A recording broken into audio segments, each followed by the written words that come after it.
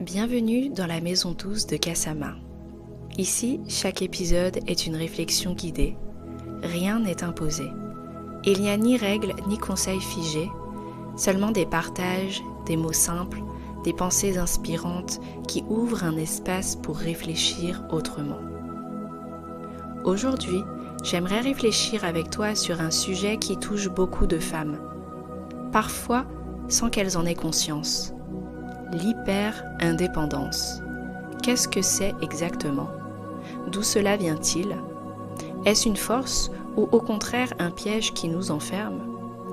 J'aimerais explorer cette notion ensemble avec douceur et sincérité. On parle beaucoup d'indépendance comme d'une qualité. Une femme indépendante, c'est une femme libre, une femme qui se tient debout, qui n'attend pas que les autres viennent combler ses besoins. Et c'est vrai, il y a dans l'indépendance une grande force. C'est une manière de dire « je peux avancer, je peux créer ma vie et je ne suis pas prisonnière ». Mais, parfois, cette indépendance glisse doucement vers ce qu'on appelle l'hyper-indépendance. Et là, ce n'est plus la même chose. L'hyper-indépendance, c'est quand on a tellement appris à ne compter que sur soi qu'on n'arrive plus à demander de l'aide. C'est quand tendre la main devient presque une honte, un aveu de faiblesse. C'est quand on se dit « je vais tout faire toute seule, je ne veux déranger personne et je n'ai besoin de personne ». Sur le moment, cela peut sembler être une armure, mais en réalité, c'est souvent un poids. Et d'où vient cette hyper-indépendance ?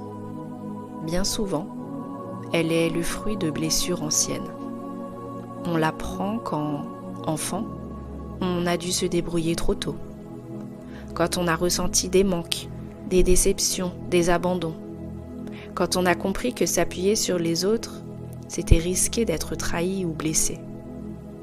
Alors, inconsciemment, on se forge une règle. Je ne dois compter que sur moi.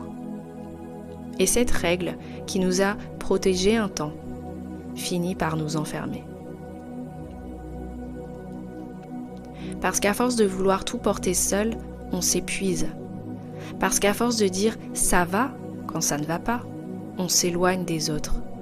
Parce qu'à force de prouver qu'on peut tout gérer, on se prive de la tendresse de recevoir. Alors, est-ce bien ou mal l'hyper-indépendance ? Je crois que ce n'est ni l'un ni l'autre. C'est une réponse, une stratégie que beaucoup de femmes développent pour survivre, pour avancer malgré leurs blessures. Et cette stratégie a du mérite. Elle montre une grande force, une capacité de résilience incroyable, mais elle a aussi ses limites. L'hyper-indépendance peut nous protéger, oui, mais elle peut aussi nous isoler. Parce qu'au fond, nous avons toutes besoin de liens. Nous avons besoin de partager, de nous appuyer sur quelqu'un parfois, de dire « je n'y arrive pas » sans avoir peur d'être jugé. Et c'est là que je crois que le chemin, ce n'est pas d'abandonner notre indépendance. Non, elle est précieuse. Mais c'est de trouver un équilibre. Savoir qu'on est capable de marcher seul. Mais accepter aussi qu'on a le droit d'être accompagné. Que demander de l'aide n'est pas un signe de faiblesse, mais un signe d'humanité. Alors je me demande, combien de femmes vivent encore avec cette armure d'hyper-indépendance sans oser la déposer ?